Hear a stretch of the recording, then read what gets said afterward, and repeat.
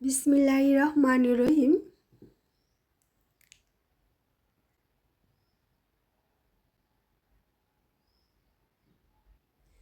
গোপনে পাপ করলে মানুষ তিলে তিলে ধ্বংস হয়ে যায়, আর গোপনে ইবাদত করলে মানুষ শ্রেষ্ঠ হয়ে যায়।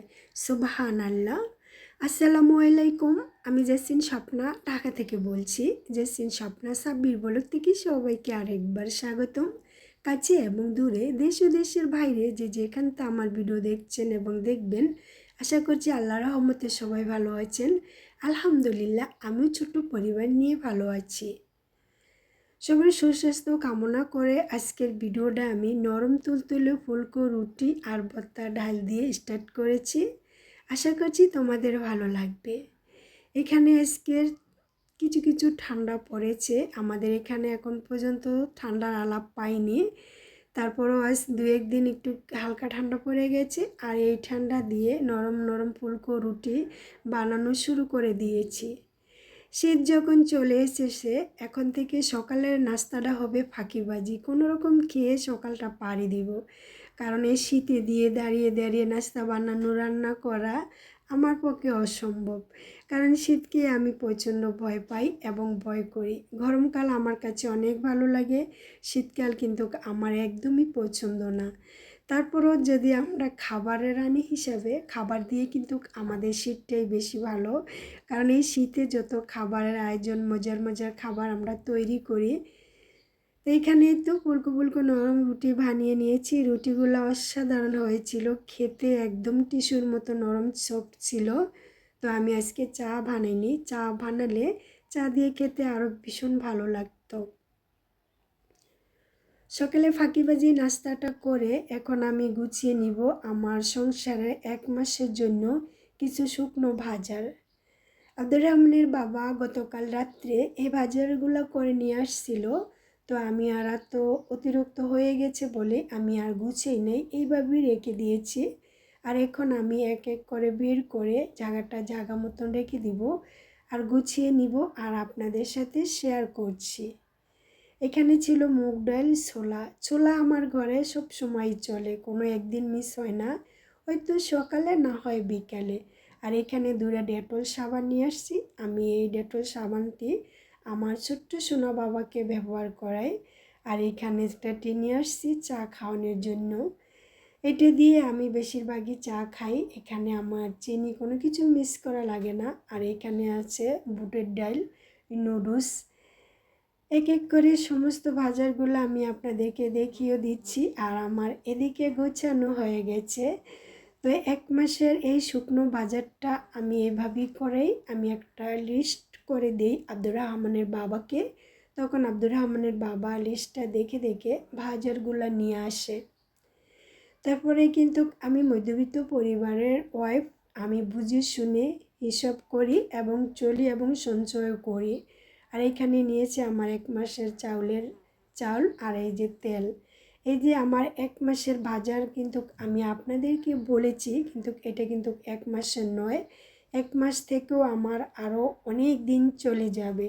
ওই যে আমি একটু হিকাস নিকাশ বুদ্ধি খাটিয়ে চলি, তাই এখান থেকে অনেক কিছু বাঁচিয়ে আমি আরও 15 দিন বাড়াইয়া চলি।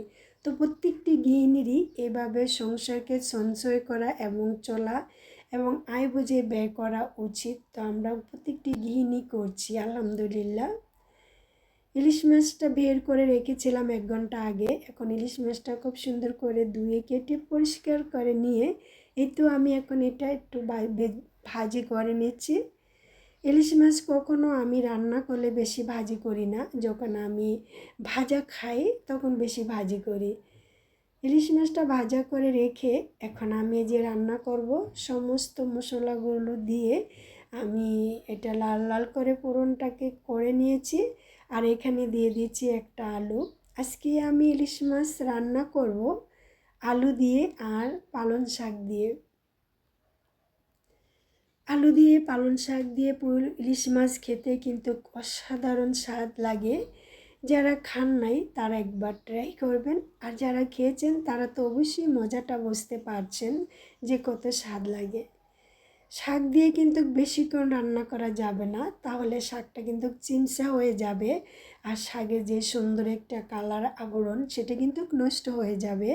শাক দেওয়ার পরে হালকা কিছু রান্না করে আপনার এটা উঠিয়ে নিতে হবে। আর এই তো আমার রান্না হয়ে গেছে, এখন আমি ইলিশ মাছগুলো উপরে দিয়ে সেটিং করে দিচ্ছি। বাস, এই তো ছিল আজকে আমার এই রান্না। আপনাদের কাছে কেমন লাগছে আমার এই রান্নাটা আমি জানি না, কিন্তু খেয়েছি, অসাধারণ মজা হয়েছিল, খুব ভালো লাগছিল। কাজের ফাঁকে ফাঁকে আমার মতন কার ক্ষুধা লাগে আমি জানি না। আমার কিন্তু একটা অভ্যাস ছোটোবেলা থেকে, কাজের ফাঁকে বা লেখাপড়ার ফাঁকে বা কোনো কিছু করার ফাঁকে খুবই ক্ষুধা লেগে যায়। তো ক্ষুধা লাগলে সেখানে তো ভারী খাবার কিছু খাওয়া অসম্ভব, তো হালকা কিছু খাওয়ার ব্যবস্থা করি এবং খেয়ে নিই। আলহামদুলিল্লাহ, এখানে আমি একটু আদা কুচি দিয়ে চা বানাচ্ছি, আর আমি চার এলিগেটটার ভিতরে হালকা একটু আমি ডেনিশ কম্পাউন্ড দিয়ে দিয়েছি। অতিরিক্ত দেইনি, কারণ অতিরিক্ত দিলে মিঠা লাগবে, আর এই ভোর দুপুরবেলা মিঠা খেতে একদমই অপছন্দ। চাটা খেয়ে ফির আমি আবার একটা তরকারি রান্না শুরু করে দিয়েছি। আর চাটা কিন্তু খেয়েছি আমি একটা বাঁকার খানি দিয়ে, সে বাঁকার খানিটা কিন্তু স্কিপ করেছি, আপনাদেরকে দেখাইনি খাবারের অংশটা। এই তরকারি আর কি রান্না করব, এটা পাঁচমিশালি সবজি দিয়ে আমি যে আমার প্রিয় ইলিশ মাছটা রান্না করে নিচ্ছি। এই তো ছিল আজ দুপুরে আমার মেহনতে, আমার রব ভালোবেসে আমার রিজিক আমার মেহনতে যা রেখেছিল, আলহামদুলিল্লাহ। রান্না করে রেখে সমস্ত ভাষাটা একটু পরিষ্কার করে নিচ্ছি। আর এইখানে এই যে দেখছেন, আমার মতো ছোট্ট ছোট্ট সোনামণি যাদের ঘরে আছে তারা বলতে পারে যে তারা কি পরিমাণ দুষ্টুমি করতে পারে। বিছানা একবার নয়, দিনের ভিতরে 3 থেকে 4 বার গোছাতে হয়, তারপরও এলোমেলো হয়ে যায়। তারপরেও কিছু করার নেই, আমরা তো মা, আমাদের গর্ভধারণী মা আমরা। আমাদের সন্তানেরা যতই দুষ্টামি করুক ততই আমাদের ভালো লাগে, আর আমরা ওদের দুষ্টামি নিই তো আমাদের সুখের এই সংসার। তো আমি ফির আবার বিছানাটা গুছিয়ে ঘরগুলা সমস্ত রুমগুলা সুন্দর করে গুছিয়ে নিয়েছি। আর রান্না করার পরে আর আগে এই যে আমার একটা অভ্যাস, চুলা ক্লিন করা, রান্নাঘর ক্লিন করা, এটা বুঝি প্রত্যেকটি গৃহিণীরই সময় হয়, আমি জানি না আমার মতো এই অভ্যাসটা কারা আছে, তোমরা ছোট্ট করে একটা কমেন্টে জানাবা। রান্নার পরে বা রান্নার আগে এভাবে ক্লিন বা পরিষ্কার না করলে আমার একদমই খারাপ লাগে, আর আমার রান্নাতে মন বসে না। তো রান্না শেষ হয়ে গেছে, সবগুলোকে ধুয়ে মুছে ক্লিন করে নিচ্ছি। আজকের মতো আর রান্নাঘরে আসবো না, বিকালে যদি কোনো নাস্তা হয় ঘরে যা আছে হালকা পাতলা ওগুলো দিয়ে খেয়ে নিব, না হয় আব্দুর রহমানের বাবাকে বলবো অফিসে আসার সময় নিয়ে আসবে। তো সেজন্যই রান্নাঘরটা সুন্দর করে রেখে দিচ্ছি, আর কোনো নোংরা হবে না। আমরা গৃহিণী সকাল থেকে সন্ধ্যা পর্যন্ত যে কাজগুলো আমরা করি সেগুলো কিন্তু সব আমরা ক্যামেরাবন্দি করি না। যদি ক্যামেরাবন্দি করতে যাই তাহলে কিন্তু আমাদের 50 থেকে 100 মিনিট ভিডিও হয়ে যাবে, আর সেজন্য করা হয় না, সব কিছুই অফ ক্যামেরায় করে নিই। আর কিছু কিছু ক্যামেরাবন্দি করি, ওই যে আমি একটা বিনা বেতনে চাকরি নিয়েছি এই চাকরিতে উপস্থাপনা করার জন্য। এই চাকরি উপস্থাপনা থেকে কবে যে নিজে মুক্তি পাবো জানি না।